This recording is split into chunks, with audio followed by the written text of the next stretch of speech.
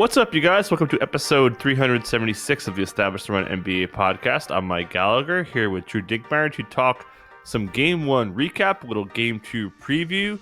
Got a big road win from the Mavs and the Celtics barely hanging on. Quite an ending that we'll talk about here. With me to do so, as mentioned, is Drew Dinkmeyer. Dink, how's it going?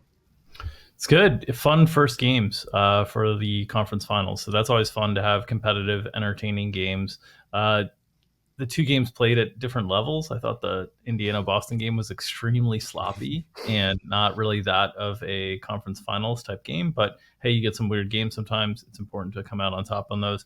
And then I thought Dallas-Minnesota, in a lot of ways, what we thought, in a lot of ways what we didn't think in terms of how those two teams would match up. So I thought what we learned from game ones in both series was really interesting, and I'm excited to talk about it. Yeah, for sure. So let's talk about the Eastern Conference first. And honestly, it was almost like exactly how I pictured it, except for like a little too much lack of execution from Boston. You knew you were going to get some, but you got like too much of it. They had all these offensive possessions that were peak Boston.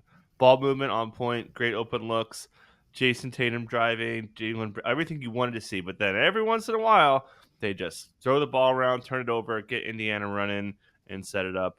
But I guess let's start with the Boston offense. Certainly, you could start with Drew Holiday, the Tatum stuff we could talk about. But yeah, you could kind of choose your own venture who you want to talk about first on how they impacted a squeaker in Boston to get the win, despite being 10-point favorites. Yeah, from an offensive perspective, I thought Drew Holiday's aggressiveness was really important during the course of game one, and it was pretty consistent from the start. Obviously, they made it known that they were going to try to attack Tyrese Halliburton, whether it was bringing him into picks and trying to get him switched on to Jason Tatum or Jaylen Brown, or it was just Drew Holiday kind of going at him directly. Holiday was extremely aggressive, 10 for 16 overall, hits his threes as well, 4 for 8, ends up with a huge 28, 7, and 8 line in that one. And I thought generally from an offensive perspective, I thought it was kind of what we expected from Boston. I think the big gap between what I would have expected from them is just honestly, and this ties into both ends of the floor really, but I thought they'd be able to dominate the points in the paint a little bit more with their ability to drive to the rim consistently. They only ended up winning the points in the paint battle by 2 in this one, 58-56 in the game. I thought they did they got to the line a bunch. That helped. It's in both these games, you look at the box scores and it's almost like hard to fathom how we got the result that we did. In Boston's case, they shoot 20 more free throws than Indiana. They make 2 more 3-pointers than Indiana. They turn the ball over 7 fewer times than Indiana. That's the big one. And they win a squeaker in overtime.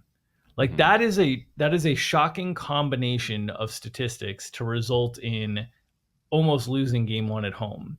And we'll get into this with Minnesota and Dallas as well, where there's a similarly unusual set of statistics that lead. And the difference is for the other team in both these situations is incredible 2-point shooting, 62.5% from 2-point range for Indiana.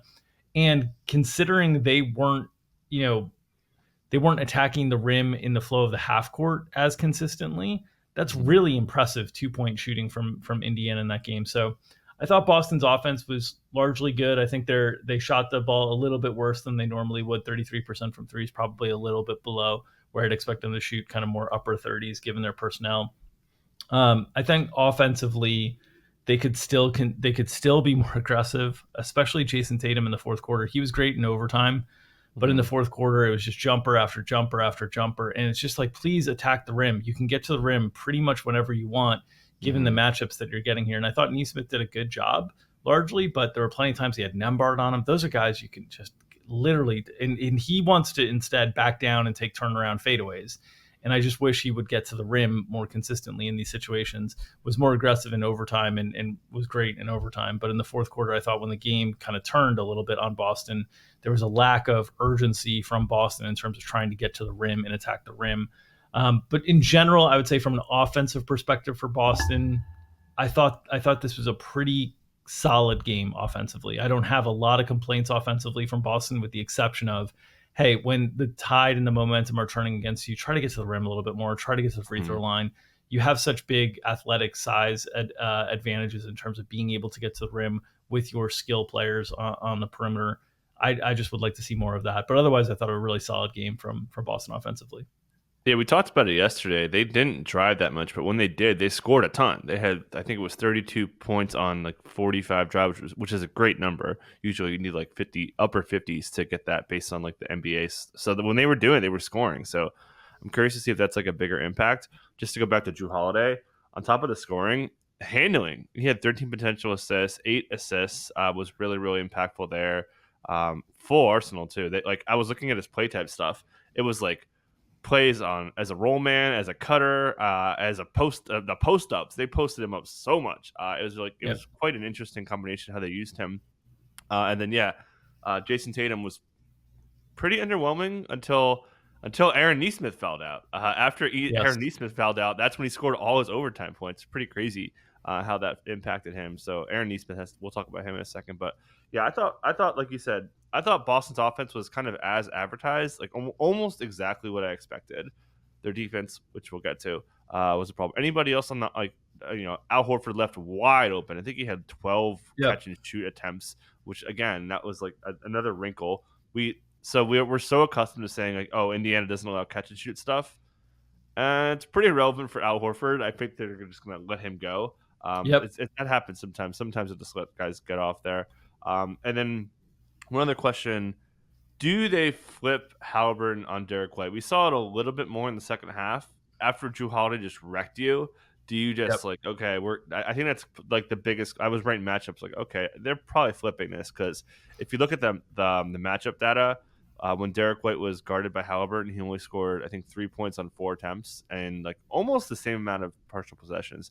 Do you think that's coming for game 2 for Indiana? Yeah, I think that makes sense.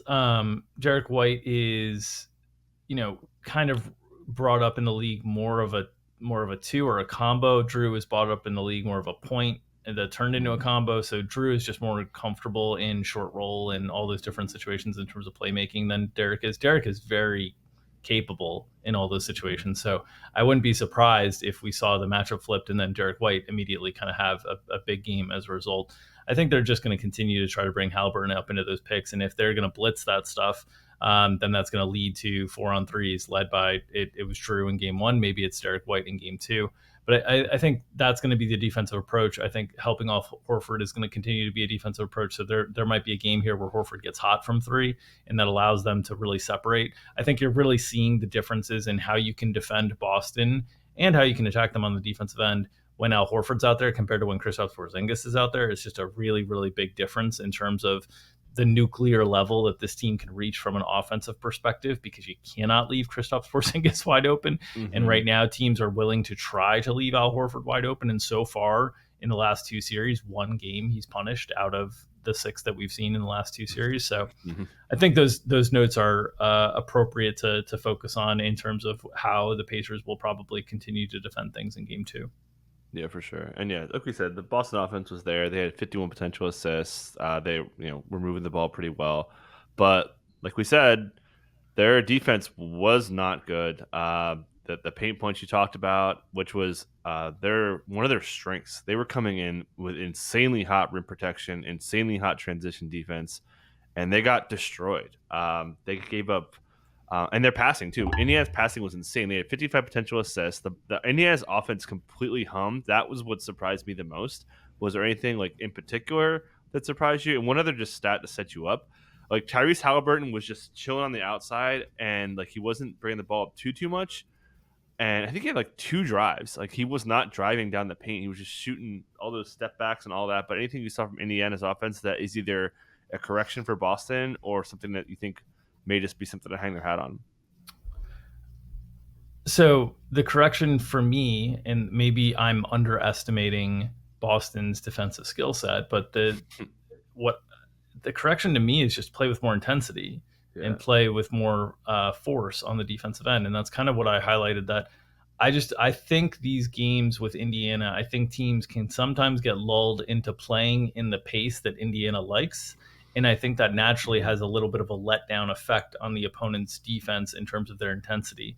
We saw towards the end of the game, Drew Holiday really get into Tyrese Halliburton, force a turnover, in kind of the deep front court area for Halliburton there late in the game. And I didn't see a lot of that kind of like getting up into these guys as much in the first, 3.5 quarters of the game. And I don't know if that's Boston. Look, they're a thinner team without Kristaps Porzingis. They're practically playing 7.5 guys in terms of the rotation there.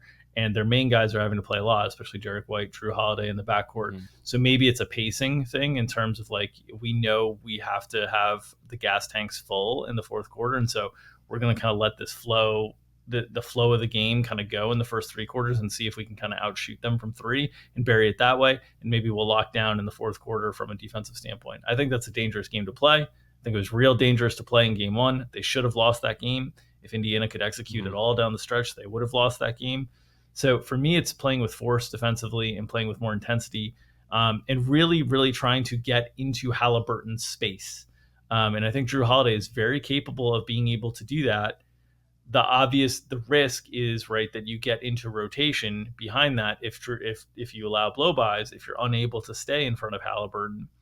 But honestly, I think you're gonna allow those kind of regardless. So I'd like to see kind of more aggressive defense. I don't think it's anything like picking up, deeper. We've seen a lot of teams in the playoffs picking up primary ball handlers, 90 feet and whatnot. I don't think it has to be anything like that. But just like I would like to see kind of more aggressive defense as soon as he crosses half court, and try to use the half court line as an extra defender. Try to put pressure on Indiana making decisions. Because I don't think Boston did a great job of that in game one. So that's the big thing for me. I thought they might have found some stuff. I'm interested to talk about this from a rotations perspective with Tatum on Turner. I think is interesting that they might have found some stuff there. The challenge is, again, they're kind of one guy short right now without Porzingis. But I think that Tatum on Turner stuff for whenever Porzingis returns, I think it's really interesting. Because you could still have Kristaps Porzingis guard whoever's in the corner 3-point shooter and then recover down to the lane to try to contest. But I think that might open up situations where, especially if they're getting hurt one-on-one with Al Horford, who really got punished in this game. A lot of mid-range stuff by Siakam, by Nembhard, who is fantastic. Nembhard continues to be really, really good in these playoffs in clutch moments. And I wonder if you will see Boston maybe go to some of the super small lineup stuff to protect themselves from these isolation scores against Al Horford. On the other end, these are mid-range contested twos. Those are generally the type of, they're not contested well. There's space to shoot over them, but those are the types of shots generally you're like okay with giving up in the NBA these days. So I'm interested to see Boston, how comfortable they are in terms of giving that up versus maybe making adjustments to play really small, have more speed on the floor, as we saw the Knicks do that with Deuce McBride later in the series. Allow yourself to play maybe a little bit more aggressively defensively, and then force a lot of the Indiana guys who are not accustomed to playing down on the block or taking advantage of size discrepancies to try to do those things instead of the drive at, step back, shoot over, which is something that both Siakam and Nembhard were very comfortable with in game one. Yeah, for sure. Want to talk about Turner. So you see the 18 first half points, and if you weren't watching the game too closely, you'd be like, oh man, Horford got killed. He didn't. Who got killed? Luke Kornet. He got destroyed. 9.2 minutes of Miles Turner was out there for all of Luke Kornet's minutes. He scored 14 points in those 9.2 minutes. They destroyed him. That Luke Kornet drop, and they cut it down in the second half. Like, oh my god, you can't put him out there. So that he only had 2.2 minutes of overlap in the second half. So I think that's a pretty clear adjustment. I don't. Xavier Tillman's dad passed away. Like, oh god, horrible. Yep. But I'm curious if they flop that because he's much better as a switcher. So if Tillman's back, that's something I'm going to be looking at. If because I just thought, as great as Kornet was coming into this, that did not look good. Yeah. So I think that's one adjustment that could be coming. Nembhard was amazing. I thought McConnell held his own. I thought McConnell. We talked about McConnell like getting dialed back, but I thought he handled we saw them run some zone. I thought he handled. They were really efficient. They were 1.3 points per possession in the zone when McConnell was out there. Overall, not against the zone, but like when McConnell was out there without Halliburton, those minutes went pretty well. So I thought that was great. So I thought the biggest adjustment for me, and Jaylen Brown said it after his post game, he's like, oh man, they play fast and they weren't ready for it. Like buddy, Yeah. like come, Yeah. like what are we talking about here? Yeah. They gave up 28 transition points. That was a killer. So that's my biggest thing. Got to get back. Whether that's I don't, and part of me was thinking if that was like why they weren't attacking because the old adage if you're attacking and missing layups, you're Yep. more vulnerable. I don't know if that was We've why. seen that, by the way. We saw that in Yep. round one against Milwaukee. Any Yep. missed layup was immediately a 2 or a 3 on the other end for Indiana. Yep. We saw it in round two against New York. That is where Indiana has generally like killed. The challenge is, of course, if you're taking long threes, those are longer rebounds that also can Mhm. ignite transition. So the way to stop this is to make your shots at the rim or draw fouls and get to the foul line. And that's Mhm. so it's obviously a touch and go situation in terms of like the ways to try to slow down Indy, but I think more of the ways to try to slow down the Pacers are to try to attack the rim more, even if you risk the missed layup that's going to turn into two real quickly on the other end. Yeah, for sure. And do you think that they kind of start with? I thought the Tatum stuff was good. The Tatum on Turner stuff. That Yep. was pretty much what they had in overtime. Most of the fourth Yep. and most of the second half. That was kind of their big mid-game adjustment after Siakam had it going for at parts. But do you think they kind of go out that way, or just kind of mix it up and the Drew Derek White, all that stuff? How do you see the Yeah. front court matchups working? I don't know if they start that way, but I think you're going to see it more than you saw it in game one. Hmm. The question of whether they start that way is just like, do you want to sort of like start first few possessions and like see if Indiana is going to test Jason Tatum's size and strength by like repositioning Miles down on the block, right? Like I don't know if you want to start that way. So I Yeah. might let the flow of the game and then like because sometimes especially bigs early in the game, bigs gas tank is full. So they're ready to like try everything. You see a lot of times bigs have scoring gaps between their first half and their second half scoring just because like they run out of gas often. So I think you'll see more of it. The other note that I wanted to make is when Neesmith fouled out, I thought it was interesting that McConnell was the substitution in overtime for Yep. Indiana as opposed to Ben Shepherd. Oh They were yeah. conceding size there, and it didn't really work from a defensive perspective. Mhm. Even though McConnell offensively is one that's going to be able to push the pace and different things. Those really small lineups, I think, for Indy are a bit more of a struggle in this series because Boston's they've got guard size too as well as wing size. Yeah, for sure. And Neesmith was pretty good. Like, obviously, he missed a It's lot of very open good. shots, but he was driving. He had 10 transition points. He was really big, and how very much like kind of like in their identity. Like, he really fit into their identity, their offense with paint points and transition stuff and all that. I thought he was great. I assume he starts. I assume he. I saw some people talking about whether you put Siakam on Tatum. I don't really I don't think that makes sense to me. Like, I'd rather just keep Naismith there. It's not like Brown like went off. Brown was good Yep. though. But Yeah. anything else? I think we mostly covered everything. Do you have anything else you wanted to hit? No, I mean, I guess we should cover the late game stuff, right? Like, I mean, Yeah. Oh yeah, I yeah. know, I know it's cliche in some respects to cover it, but Hmm. there are just so many different ways that Indiana pulls that game out. Um, you know, from getting the ball inbounds, throwing the ball into the front court as opposed to the back court, fouling in the situation when you're up three with Timeout, and limited time left, I taking the called timeout too timeout, at the front court. Yeah. advancing the ball. Like there's just so many different things. So I was wondering if the league was going to send Rick Carlisle a list of all the mistakes that he made in the final fourth quarter of that game to see if Indiana fans could get their calls overturned there because Rick Carlisle was so insistent on the league making all their mistakes. But to Rick's credit, he took accountability in the post game stuff. I mean, it was really, really bad on a number of different levels. And if you're a Pacers fan, that to me, in a lot of ways, I know it's not the series, but that felt like you're out. Like you steal game one, you take care of home court, you put pressure on Boston.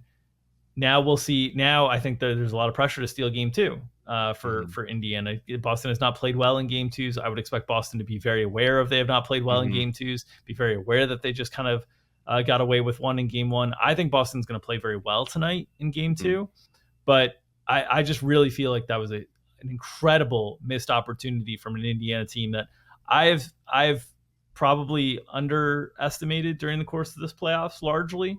Hmm. That would have been a game changer for this series if they execute at all down the stretch. Yeah, and like we said on the injury show yesterday, just like the fact that they weren't in the penalty, I thought it was huge. Like they only had what 3 free throws getting into overtime. It was pretty crazy. So like that's another thing. And Rick Carlisle, he had a pretty funny quote actually after the game. He's like, he was asked about the lack of free throws. And he's like, "Hey, I don't want to, want my daughters to have a full year in college," because he made a joke when he first got fined that his daughter had to take a semester off for tuition. But yeah, I'm pretty much with you there. So yeah, they so like maybe this was their game too, right? Like, oh no, we almost blew it, because I mean every other Right. game is like blowout, whether it's them getting blown out or them doing the blowing out. So maybe this wakes them up. Yeah, Do I you thought. do you mentioned the free throw discrepancy. I just thought Boston wasn't playing with much defensive force, so I didn't think there were Yeah. many even opportunities for Yep. fouls. Like I would like if I'm a Boston fan, I'd like to see more fouls called because I'd like to see them trying to impede space a little bit more than they did in game one. Mhm. It just to me it looked like Indiana was very free flowing the whole game. Yep. It didn't look to me like a game that Indiana should have gotten a lot more free throws because it didn't look to me like Boston was playing very physical defensively at all. Yeah. Yeah, I'm with you. Which I guess we could kind of transition to the next game, which was. I mean, they were letting them play, man. Like there were some real really hard fouls going on. But yeah, let's. Do you have any takes? I still think Boston in 5. Do you have any takes there really fast? I feel pretty good about that. Yeah, I had Boston in 6 coming in just because I was giving credit to the Yep. Boston F around game. That was an F around game that if Hmm. I've ever seen it from Boston. So yeah, I'm still confident that Boston is able to win this series 5 or 6. Hmm. Uh, Unclear for me still. I do think Indiana. I think one of the things that I might be underrating on Indiana is just that they play so fast. They have so much shooting. Everybody on the floor can shoot, and it seems that they're able to consistently lull teams into less physical defense for whatever reason. Hmm. Hmm. For sure. Yeah, it was definitely not their not like Boston's offense was so good, but their defense was so bad. After that was like we talk about their offense, but their defense is really good coming into it. So let's talk about the Western Conference. Man, just an insanely great closeout from mainly Luca. Luca was incredible down the stretch, just hitting everything. All the that contested step back jumper he hit, the 3-pointer that was huge. But yeah, just a really really classic win. I'll dig more into some of the stats here, but just overall, like, what was your first impression from a massive Dallas win last night? First impression was once again looking at this box score and trying to make hay of what the heck Mm-hmm. happened here for Minnesota because it is very unusual to make 12 more three pointers than your opponent, Mm-hmm. have more free throw attempts than your opponent, have fewer turnovers than your opponent, and lose. That's like a really, really difficult recipe. 12 more three pointers. That's 36 more points from Mm-hmm. 3 point range than your opponent. And so Against the my Wolves, the first best paint defense. against against the Wolves, right? So I'm looking at this and I'm just staring at the box score like, how did this happen? Mhm. I don't understand how this happened. And 37 for 62 from 2 point range is how this happened. And Mhm. this is where we'll get into some of the matchup stuff and the drop coverage from Rudy Gobert that was getting so much attention on the post game coverage and whatnot. It's We talked about how we thought Luka and Kyrie needed to be exceptional this series for Dallas to ultimately move on in the series, that it was going to be a more difficult series for the others. I think that played out Mhm. exactly the way that we thought it would in game one. But Luka and Kyrie were exceptional. And that fourth quarter from Mhm. Luka was best player in the league type fourth quarter. Like we talked about Mhm. Nikola Jokic's third quarter in the middle of the series for Denver against Minnesota. Game 5, That was yeah. game five. That was this kind of fourth quarter from Luka Doncic, and it was on both ends. I think the Mhm. biggest play of the game was Luka Doncic deflecting a tip at the rim, a lob pass at the Yeah. rim that ended up getting them another possession, saving them, 2 point attempt at the rim by Gobert, and I think he had like 2 steals and a block in the fourth quarter as well with his 15 points. Just incredible performance from Luka Doncic throughout the fourth quarter. And Kyrie all game long was just really consistently, the TNT guys were making it a big thing about versus Ant and whatnot. He was just getting to wherever he wanted to get, and he was moving off ball. I thought Draymond did a good job of highlighting that, how he was moving off ball, sort of like the way Steph does, and kind of taking overplays by Jaden McDaniels when Jaden got switched onto him and different things like that. Kyrie was exceptional. Luka was phenomenal, and those two guys, they stole a game that by the box score, it's hard to see how Dallas would win this game, but Dallas controlled the boards in a way that you would not have expected them to. Derek Lively was phenomenal. Incredible to see a rookie center playing this well in the playoffs at this level. A team high plus 19 in his 27 minutes, 11 rebounds. Was the leading rebounder in this game. Karl-Anthony Towns and Rudy Gobert combined had 14 rebounds in 72 minutes. Lively had 11 in 27 minutes. I mean, the ways that Dallas is winning these games in terms of winning ugly, finding different ways to win, whether it's the role players, whether it's the star players, that's championship team material in terms of the way that they're going about it. Everybody's picking up the slack at different points, and I thought it was just a very, very impressive game one win for Dallas. Now, we talked about how odds are stacked up against Minnesota coming off of game 7, the letdown. Minnesota referred to that a bit in the post-game pressers, which is the first time all postseason that I've seen Anthony Edwards sort of make some excuses in post-game pressers. And I know Draymond hit on this as well on the TNT coverage, but that was the first time. And then you saw like that kind of echo throughout the team. And I wonder how the response will be in this next game, if they're able to come out with a lot more energy and sort of like say, yeah, that was what happened. We're going to play with a lot of energy. Or if they're going to come out with a bunch of energy and then Dallas is going to match it and they're going to be like, maybe we're tired, like maybe we don't have the extra energy. Like, I'm interested to see that kind of mental dynamic. But the big thing to me was like, this game felt like, when you look at the box score, and I said this in our Slack a few times during the game, during the first half, it felt like Minnesota should be up 10-12. It felt like Minnesota should be like more in control of this game than they are with the way things are going. Jaden McDaniels shoots 6 for 9 from 3. Like it felt like Minnesota should be in control of that game, and it's 1-0 Dallas. Yeah, I was going to tweet and I didn't, but I was like, if this was your first time watching the Wolves, you're like, oh my God, Jaden McDaniels is like a top 5 player in the league, and he was insane to get that effort, and then like that was it though. Like Nas is great, like Nas and Jaden were like the 2 best players, but I want to go to, like you said, with the 3-point shooting. So what was different? Like the paint scoring was insane.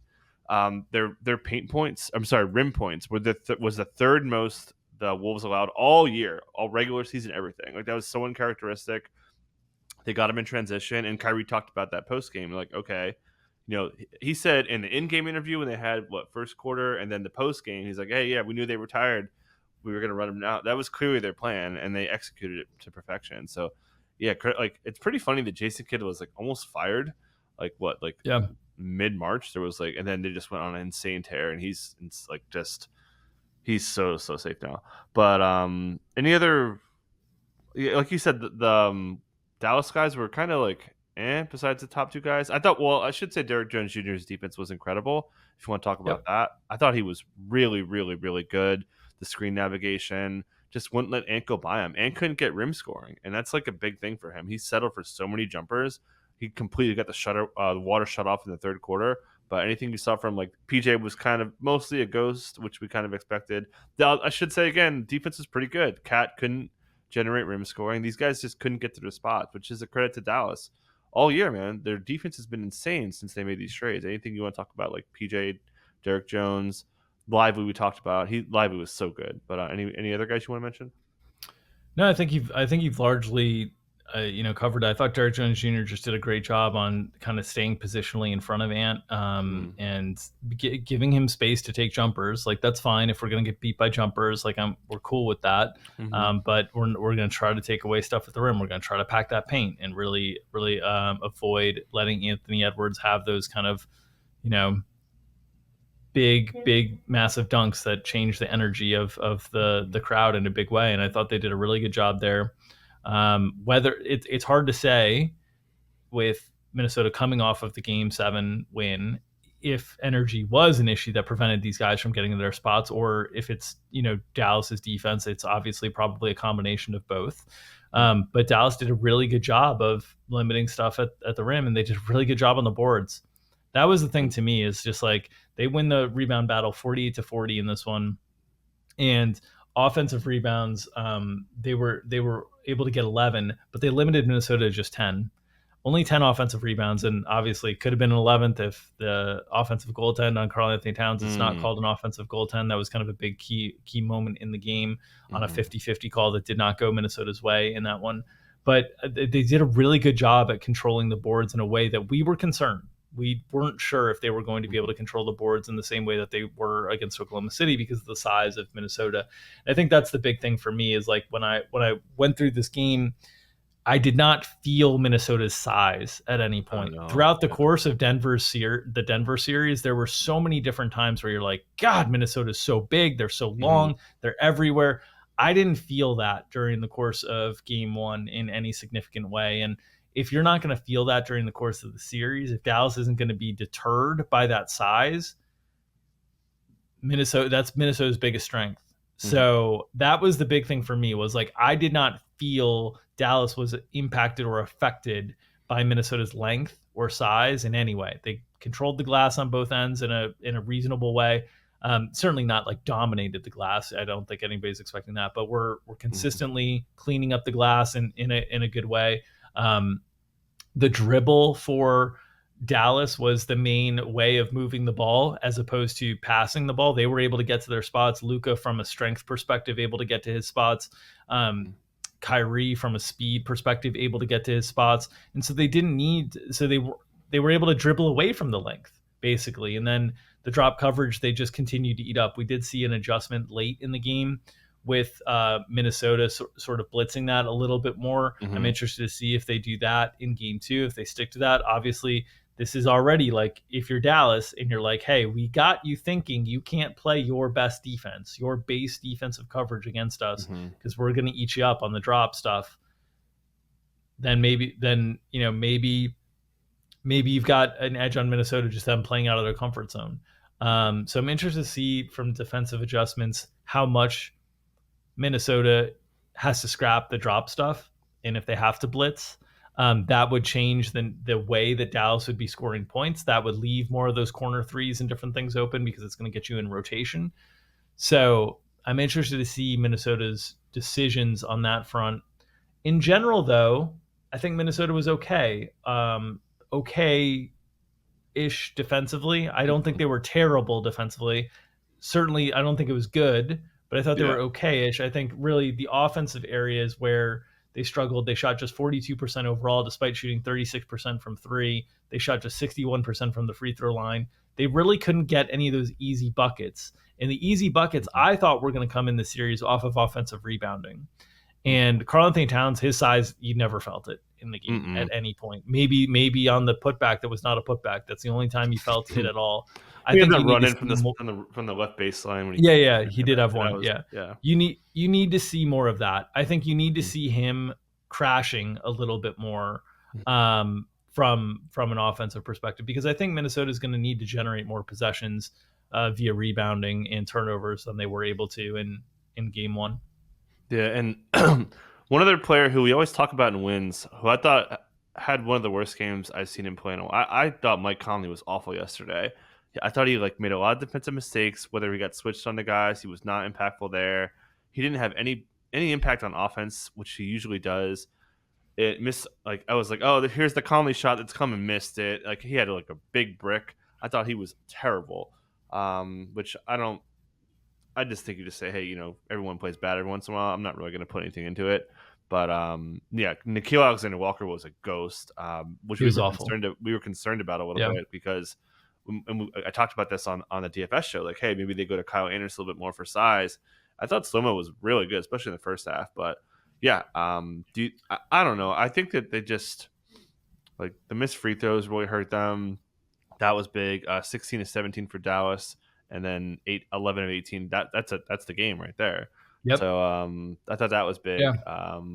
But again, like I said, kind of coming into it, they let him play, man. That's Minnesota's jam. Whenever they let him play, that's awesome for Minnesota with the size they have. Yep. But like you said, that they didn't play like the size they are. So, um, I guess like, we can kind of wrap it up there. Like, where you at here? Do you still think Minnesota's kind of got this, or this is a tough one? This is, and then one more thing, like this is the Dallas recipe. Dallas drops game one and then somehow Yep. battles back. I heard a stat. I think that Jason Kidd's 0-5 in game ones, and then he's won every game six he's ever coached. So they got to kind of use Dallas's formula against them. Yeah, I would say, as somebody who bet on the Wolves in this series, I'm pretty concerned. I think that was, I had concerns about how game one would play out in terms of Minnesota's energy. So I thought the letdown after that big series, game 7 road win against Denver, against the champs, would be a task to overcome. They obviously did not. The way that this game went, though, was one in which it's like Dallas was getting everything that they wanted, and it felt really comfortable for Dallas, and it felt a little less comfortable for Minnesota. Maybe it's just energy and effort. I mean, we've seen the Wolves when they really ratchet up the energy in that Denver series, they were overwhelming. So maybe that's it, and maybe that's the difference. But this profile in terms of, making 12 more threes, having fewer turnovers, not winning a game at home is a really tough one to swallow. So, I mean, I'd probably be more like a Dallas in 6 type pick right now than my Wolves in 6 pick that I opened with. Dallas was very, very impressive in that first game. I still think Minnesota is a deeper team. They have more options to be able to play. But honestly, like we said this at the beginning, that if the series comes down to just the top end players performing at their best, Dallas has 2 very, very high end players. Minnesota has 1 very, very high end player. They need Cat and Gobert to play to the level of their contracts to be able to, and they need Ant. They need more from Ant. 19, 11, and 8. He was good on the boards. He was good facilitating. They need more attacking of the rim and kind of changing the tone of the game. But I thought really they need more from Cat. Cat was awful in this game. Terrible. Yeah. No rim pressure. Wasn't driving like he was. God.